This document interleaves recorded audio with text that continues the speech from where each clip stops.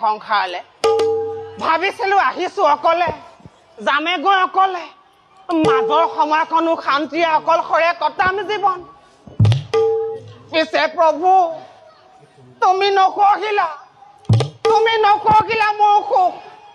মায়াৰ পাখে বান্ধি দয়া স্বামীক ৰমলাক তুমি কৰোৱালা সাক্ষাৎ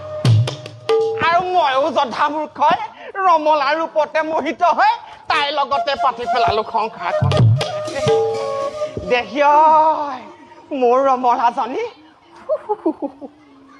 কি যে কাম বানে দহি তাই মোক চাৰিটাকৈ সন্তানৰ কৰালে বাপে এতিয়া তাৰ ফল ভোগ কৰিছ দয়া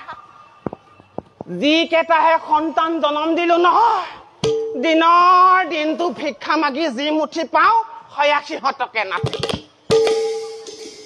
আমাৰ কথা বাৰু বা কত ৰাতি যে মোৰ ৰমলাজনী অনাহাৰে আছে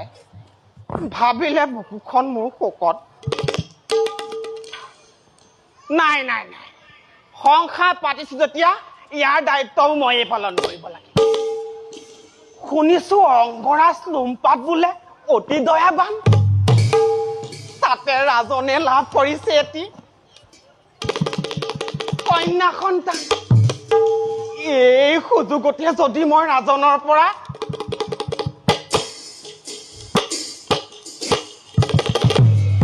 দুভাৰমান স্বৰ্ণ মুদ্ৰা